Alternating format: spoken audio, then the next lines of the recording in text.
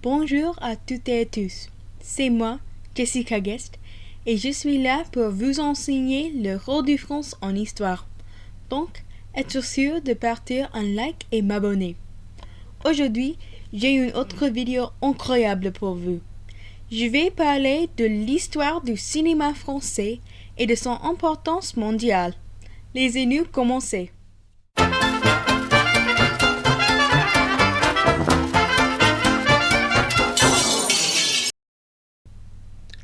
Presque tout le monde aime les films d'action ou les films romantiques.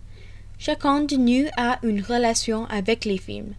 Les films ont une façon pour réunir les gens qui est très unique.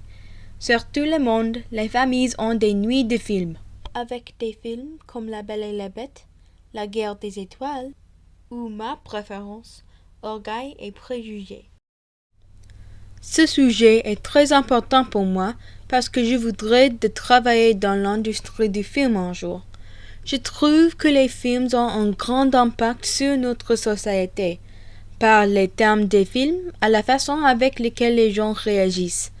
Donc, parce que les films aujourd'hui ont eu une grande influence sur moi et ma vie, je pense que c'est important pour moi d'apprendre de l'histoire du film et de vous enseigner sur le sujet.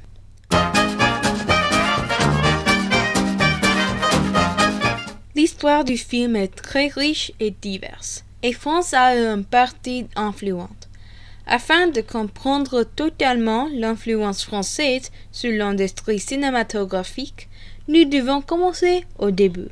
La naissance du cinéma est souvent donnée à deux frères, qui s'appellent Auguste et Louis Lumière. Ils ont créé le cinématographe, une invention qui pouvait capturer des images, comme une caméra vidéo aujourd'hui. Pas seulement ça, leur invention pouvait aussi projeter le film.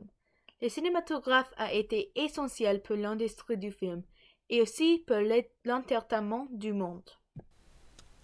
Au début, la majorité des films étaient documentaires. Les premiers directeurs créaient des films comme une tranche de vie. C'était le normal jusqu'à un homme qui s'appelle Georges Méliès a eu une idée différente. Grâce à son expérience en tant que magicien, il commençait à créer des films fantastiques. Il est très connu pour son film Le Voyage dans la Lune.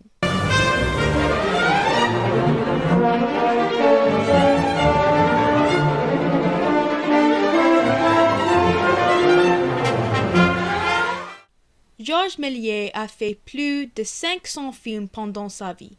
Après ça, l'industrie du film a continué de grandir et progresser. Il y a trop d'informations pour moi à vous dire dans cette vidéo, donc je vais passer devant. Cependant, avant de faire ça, il y a une chose qui est importante à noter. Il s'appelle auteur-théorie. Auteur-théorie est l'idée que les directeurs des films sont responsables pour l'artistique création du film. Aujourd'hui, ces idées sont évidentes. Mais, dans le 1950 en France, l'opinion populaire était que l'industrie du film ne créait pas l'art, mais juste créait les films pour gagner l'argent. La naissance d'auteur-théorie a changé cette idée dans les esprits des publics. Auteur-théorie continue d'être utilisée aujourd'hui d'aider avec la création des films artistiques.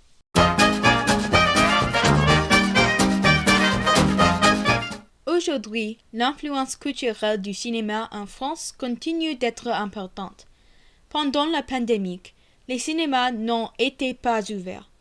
Et après la pandémie, les numéros des gens qui sont allés au cinéma n'ont pas grandi. Mais aujourd'hui, depuis 2023, l'assistance au cinéma est plus haute qu'avant la pandémie. Aussi, chaque année, le Festival de Cannes a lieu en France. Presque tout le monde connaît ce festival. Le Festival de Cannes est une célébration du film et aussi un centre pour les artistes à présenter leurs films. Les semaines passées ont été le 77e anniversaire du Festival de Cannes. Et les films ne sont pas exclusifs à la France.